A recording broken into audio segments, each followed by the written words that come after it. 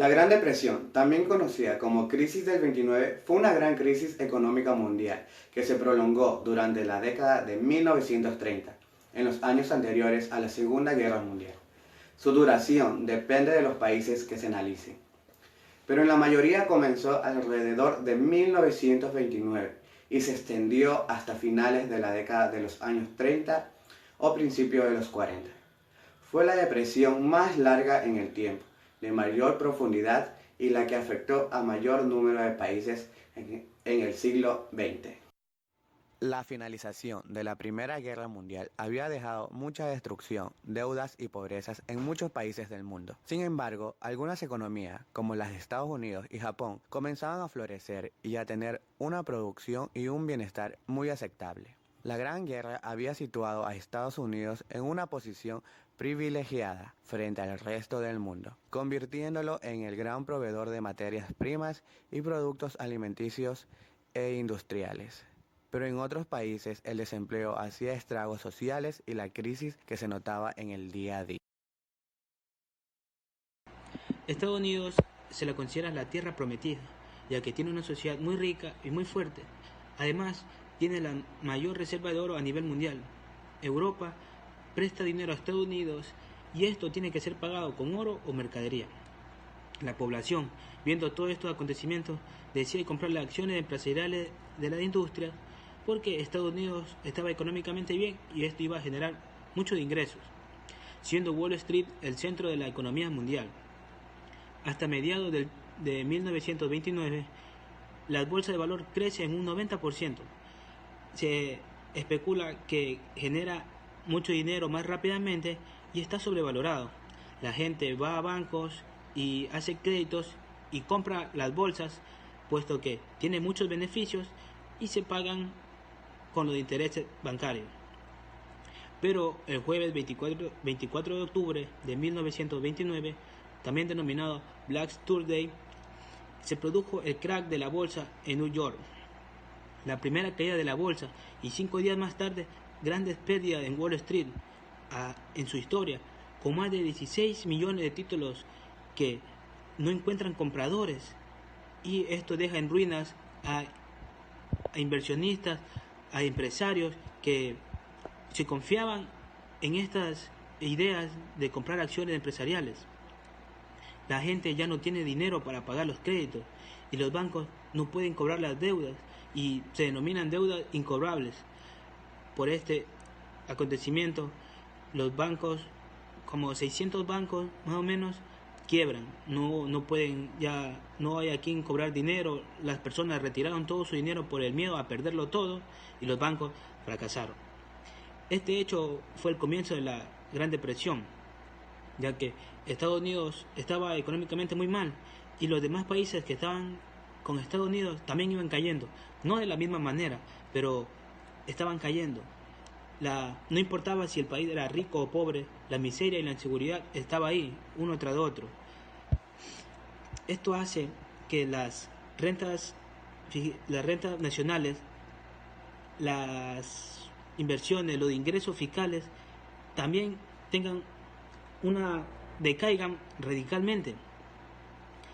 Y esto también se lo conoce como efecto dominó, que en la economía este hecho hace que caiga entre un 50 y un 70% aproximadamente. No importó si el país era rico o pobre, la miseria y la inseguridad se había transmitido de uno a otro de manera inefable. Supuso un gran bache en la producción mundial y generó grandes tensiones en el mercado laboral, por lo que se convirtió en un buen caldo de cultivo para ultranacionalismo y autoritarismo fascistas. La recuperación comenzó aproximadamente a mediados de la década de los años 30, aunque no en todos los países, pues hubo otros que mantuvieron la depresión de sus economías hasta incluso los inicios de la Segunda Guerra Mundial. En Estados Unidos, la recuperación vino de la mano de Franklin Roosevelt, quien es electo en 1932 para la primera de las 4 elecciones presidenciales consecutivas que ganó. En Estados Unidos, la recuperación vino de la mano de Franklin Roosevelt,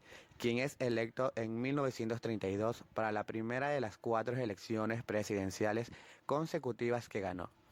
Comienza su mandato en 1933, mientras que en Alemania ese mismo año las dificultades económicas que existieron del financiamiento del exterior hacen de caldo de cultivo para la aparición del nacionalismo socialismo representado en la figura de Adolfo Hitler, quien llega al poder ese mismo año en 1933.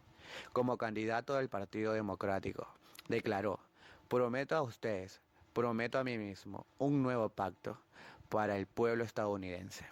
Roosevelt llega al poder con el objetivo claro de solucionar la crisis económica y se reúne con un grupo de intelectuales.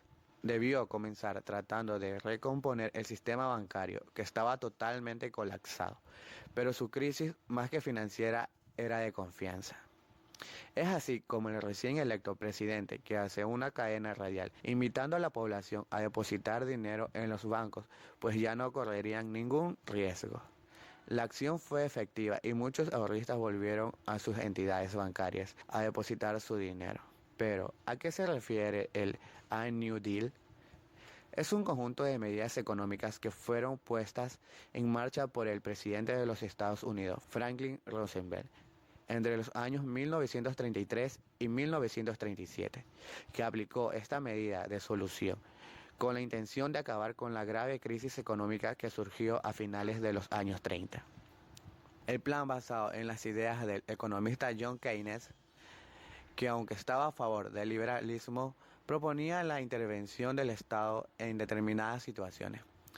Dicho plan estaba orientado a favorecer las inversiones, el crédito y el consumo, lo que permitiría reducir el desempleo. Se ofrecería ayudas a los bancos y subvenciones a las agrícolas. Aumentaron los salarios y se redujeron las horas de trabajo.